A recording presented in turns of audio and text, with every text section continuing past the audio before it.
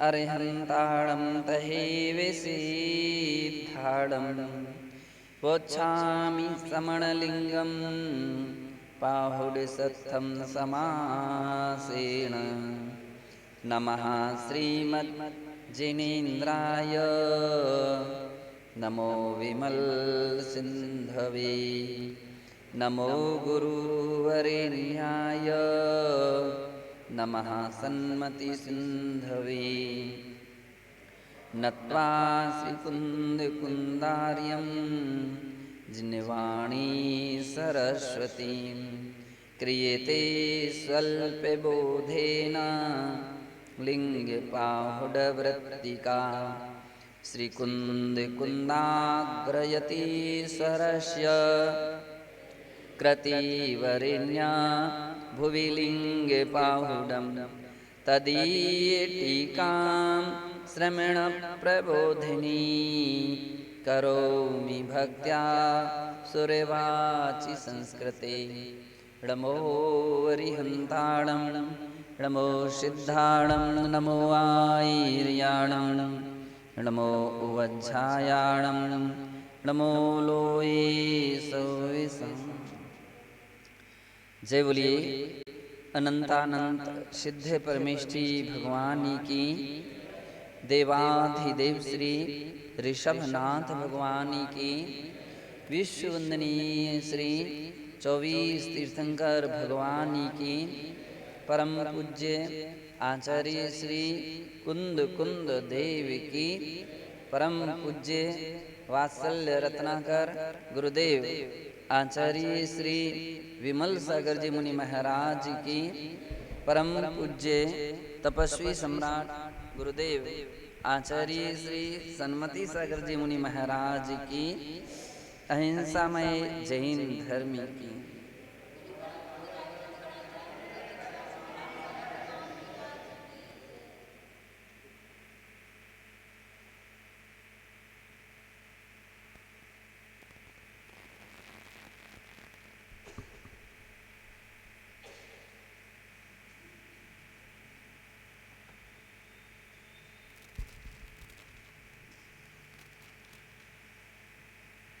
यहाँ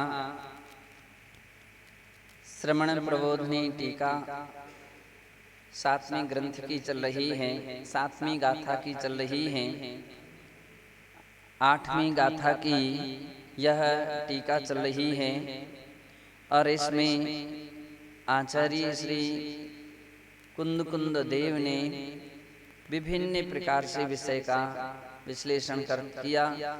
टीका में इस बात के लिए कहा जा रहा है कि आर्त ध्यान और रौद्र ध्यान का निवारण कैसे करना चाहिए। मुनिजन आर्त ध्यान का निवारण कैसे करते हैं। आर्त ध्यान ना हो तो उसके लिए क्या करते हैं। तो कल 2 बातें कही गई। एक तो बात ये कही गई थी कि वे अध्रुव अनुप्रेक्षा का चिंतन करते हैं और दूसरा कहा गया था कि संसार अनुप्रेक्षा का चिंतन करते हैं। जो इस प्रकार की अनुप्रेक्षाओं का चिंतन करते हैं, भावनाओं का चिंतन करते हैं, तो वे आर्त ध्यान से परे हो जाते हैं, अर्थात वो आर्त ध्यान से बच जाते हैं। जो तत्व का चिंतन नहीं करते हैं, भावनाओं का चिंतन नहीं करते, अनुप्रेक्षाओं का चिंतन नहीं करते हैं, तो बतलाते हैं कि उनको आर्त ध्यान से बचने का और कोई उपाय नहीं रहता। इसलिए आमतौर पर कहा जाता है हर साधक के लिए केवल सामायिक में माला नहीं फेरना चाहिए, अपितु चिंतन करना चाहिए। तो काय का चिंतन करें, बोले तत्व का चिंतन करो, अनुप्रेक्षाओं का चिंतन करो, आत्म स्वभाव का चिंतन करो। तो विभिन्न प्रकार के और भी हेतु हैं, तो उनका चिंतन करने से आर्त ध्यान से बच सकते हैं। कार्तिकेयानुप्रेक्षा ग्रंथे से निरूपितम। कार्तिकेयानुप्रेक्षा ग्रंथ की 10वीं और 59वीं गाथा में यह बात निरूपित की गई है जासा सयाण लच्छी चक्रहराणं पुण्यवन्ताणं सा किं बन्धैरयं इयर्जनानम् अपुण्णाणम्।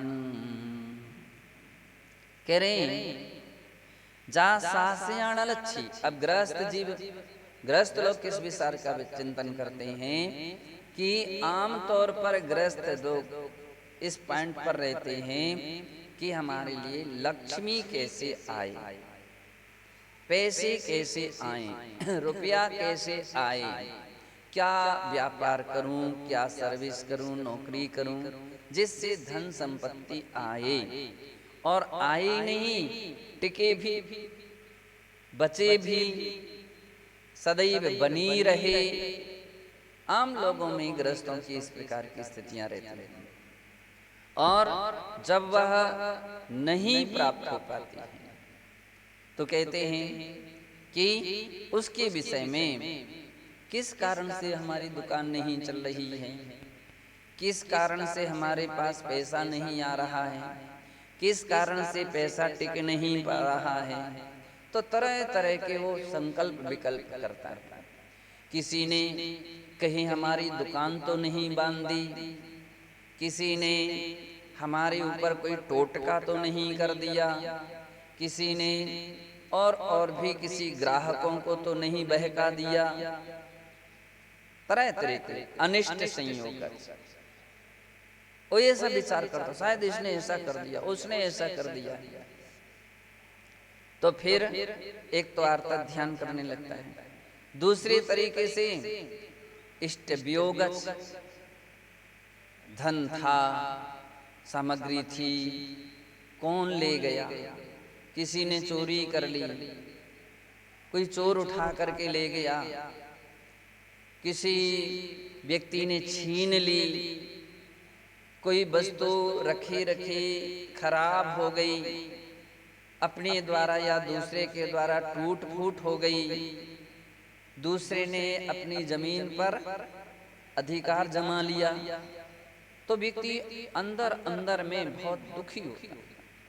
इष्ट वियोगज, अमुक व्यक्ति चले गए, अमुक सामग्री चली गई। तो मुख्य रूपेण आचार्य महाराज कार्तिकेय अनुप्रेक्षा में लिखते हैं कि लक्ष्मी के विषय में ज्ञानी पुरुष क्या चिंतन करता है, तो सोचता है ये लक्ष्मी शाश्वत नहीं है। जा सासयाणा लच्छी, लक्ष्मी यानी लक्ष्मी शाश्वत नहीं है।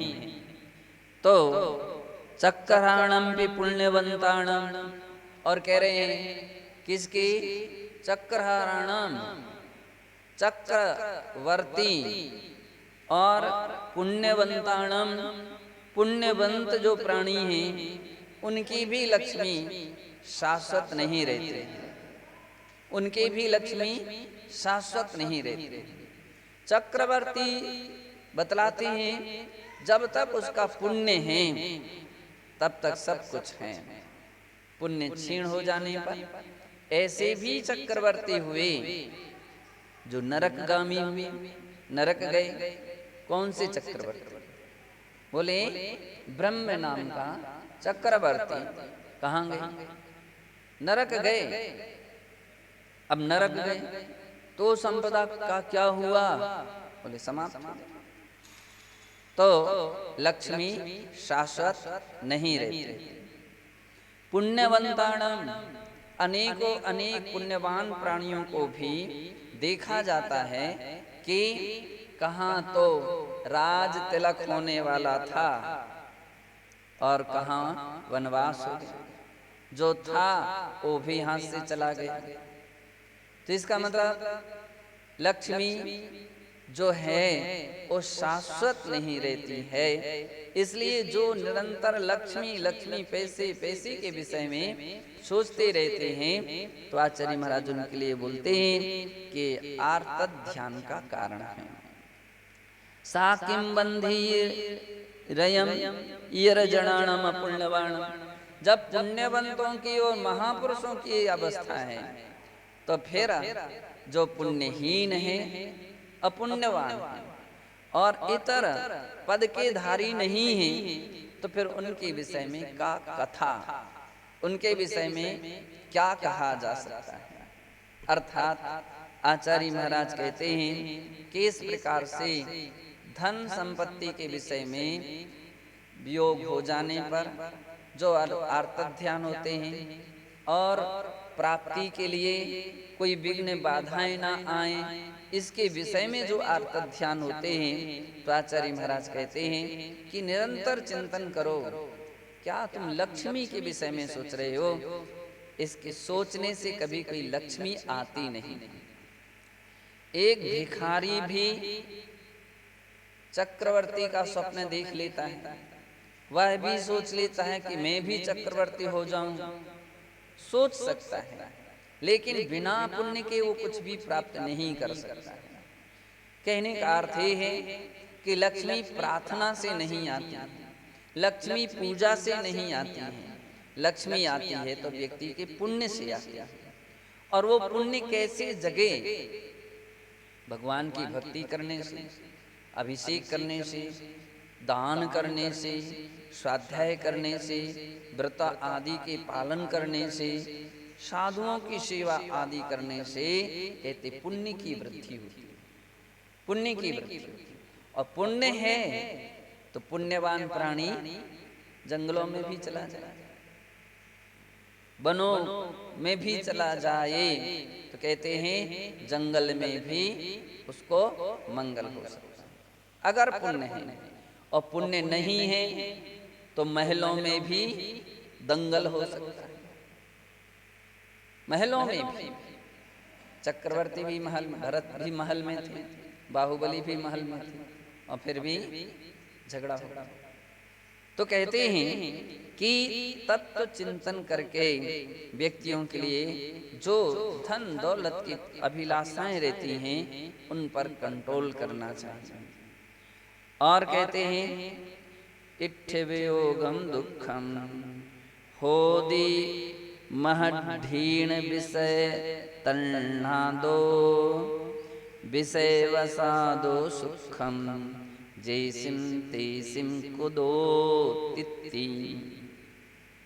कहते हैं महड्डियासु जो महार्दिक देव हैं, रिद्धि और वैभव संपन्न देव हैं, तैसे ओ वैभव संपन्न देव भी विषय तन्ना दो, विषय रूपी तृष्णा के कारण से निरंतर दुखी रहते हैं। उनके अंदर में ऐसी तृष्णा बनी रहती है कि विषय कभी खत्म ना हो जाए, ये पांच इंद्रियों के विषय मेरे छूट ना जाएं। बतलाते हैं देवों को इसलिए मृत्यु के 6 महीने पहले से जिनको ज्ञान हो जाता है कि मेरी मृत्यु होने वाली है, तो बतला रहे हैं उनके लिए अंदर में आर्त ध्यान शुरू हो। मिथ्या दृष्टि जीव है तो उसके अंदर में आर्त ध्यान शुरू हो जाते हैं। ये सब वैभव छूट जाएगा, ये सब छूट जाएगा, मैं मनुष्य होऊंगा तो मुझे क्या मिलेगा? वहां तो इससे कुछ भी उसकी मान लीजिए कुछ भी नहीं मिलेगा, इस सुख की 1% भी वहां का सुख नहीं होगा। ऐसा सोच करके परिणाम संक्लेशित करते हैं और उस संक्लेश परिणामों में उनकी मृत्यु होती है। तो तहते चैथावर तन धरे, इस कारण से वो स्वर्ग से स्थावर पर्याय को प्राप्त कर लेता है।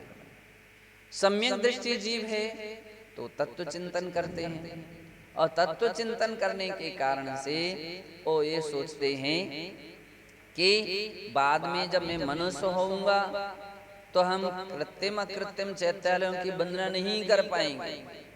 अब ये कर लो अभी आराम से वंदना करना, बाद में हम तीर्थंकर के समोसरण में नहीं जा पाएंगे, दिव्य ध्वनि नहीं सुन पाएंगे, तो अभी अपन अधिक से अधिक समोसरण में समय गुजारो, भगवान की दिव्य ध्वनि सुने। बाद में इस प्रकार की तत्व चर्चा नहीं कर पाएंगे जैसा स्वर्ग में कर रहे हैं, तो अपना अधिक से अधिक समय तत्व चर्चा में लगाएं।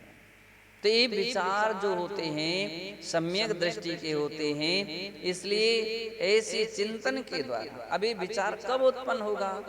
तो बोले जो तत्व चिंतन करेगा, जो अनुप्रेक्षाओं का चिंतन करेगा, उसके अंदर में सम्यक विचार उत्पन्न होते हैं और वो ऐसा काम करता है कि जिससे पापाश्रय से बच जाता है, उसके लिए पुण्य के कार्य में लग जाता है। तो कहते हैं वो देव इस प्रकार की स्थिति करता है। विषय बसादो सुखम जैसिम तेसिम कुदो तित्ति। अतः उन्हें भी अपने प्रिय देव देवांगनाओं के विषयों के वियोगों का दुख होता है। जिनका सुख विषयों के अधीन है, उनकी तृप्ति हो भी कैसे सकती है? तृप्ति नहीं होती है। इसलिए वो अर्थ ध्यान, रौद्र ध्यान, मिथ्या दृष्टि जीव, अज्ञानी जीव कहते हैं। ज्ञानी विचारयति, ज्ञानी जीव विचार करते हैं। तद अभीष्ट पदार्थ वियोगे मया शोको ना कर्तव्य। अभीष्ट यानी जो इष्ट पदार्थ थे, उनके वियोग होने पर मुझे शोक नहीं करना चाहिए।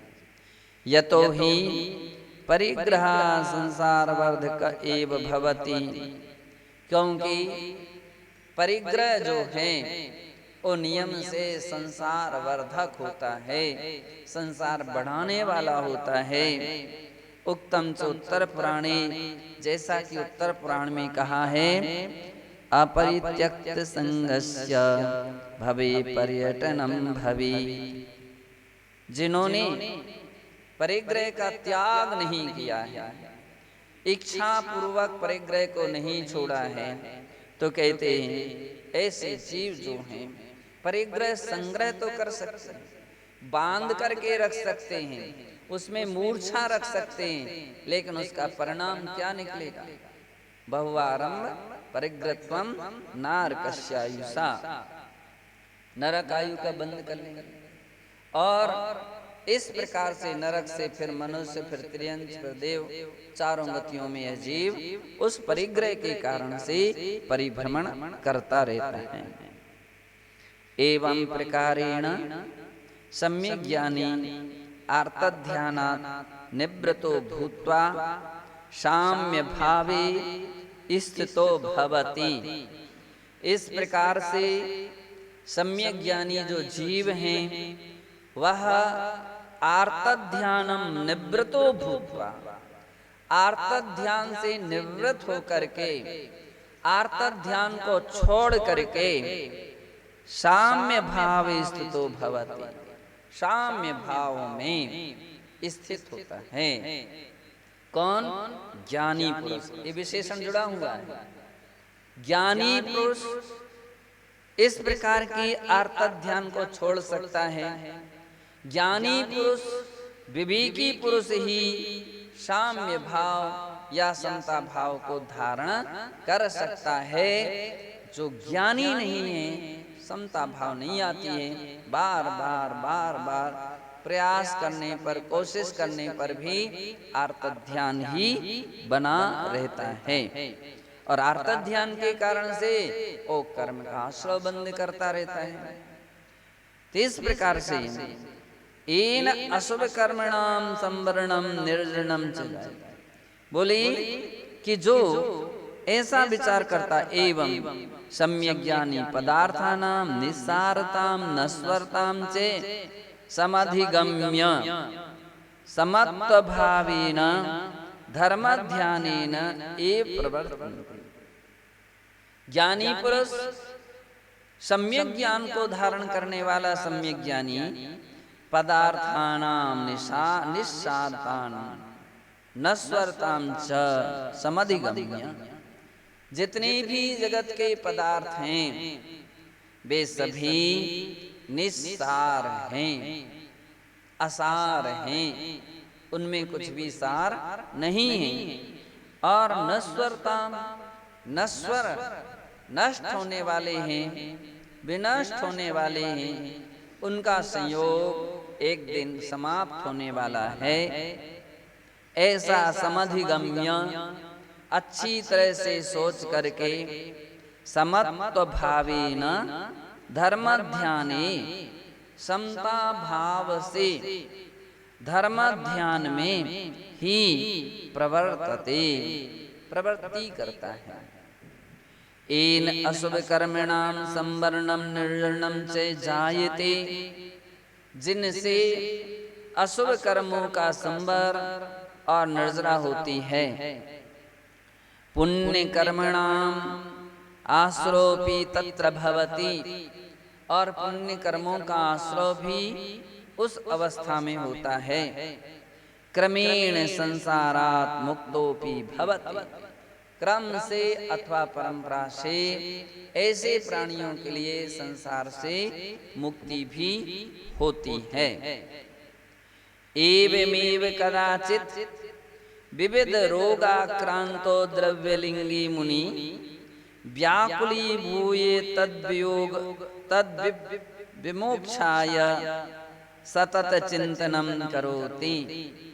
इसी प्रकार से कदाचित विविध रोगाक्रांतो द्रव्यलिंगी, कोई विभिन्न प्रकार के रोगों से युक्त या रोगों के हो जाने पर द्रव्यलिंगी मुनि आकुली भूय, रोग के कारण से क्या हो जाता है, आकुल चित्त हो करके, व्याकुल चित्त हो करके, तद विमोक्षाय सततम चिंतनम करोति, मैं कब ठीक हो जाऊं, कब ठीक हो जाऊं, कैसे ठीक हो जाऊं, ऐसा सतत चिंतन करता है, विचार करता है। ततश्च वेदना जन्मम आर्तध्यानम समाश्रयति, इस कारण से उस समय वह वेदना जन्य आर्त ध्यान से युक्त होता है, आर्त ध्यान का आश्रय लेता है। अज्ञानवशात, और अज्ञानता के वश, सा विविध देवी देवतादिकान दुष्ट ग्रहान व तत्र निमित्त भूतान मनुते। प्रज्ञानता बस वो सोचता है कि हमारे कर्मों के लिए कोई देवी देवता या मंत्र दूर कर देंगे।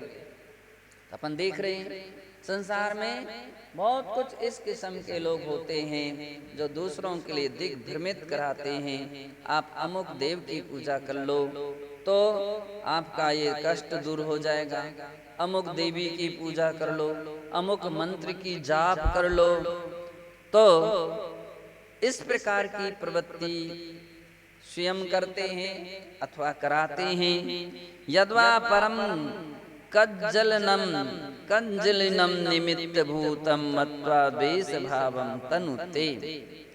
इसी प्रकार से अन्य जन को निमित्त मानकर उससे द्वेष भाव करते हैं। इसने ऐसा कर दिया, इसने ऐसा कर दिया। अब देखो अशुभ कर्म के उदय में व्यक्ति कैसे कैसे तो कष्ट में है और दूसरा दूसरे के ऊपर उंगली भी उठाता है और उससे द्वेष करता है। वेदनाति सहसा आत्महत्यैव अपि जायते।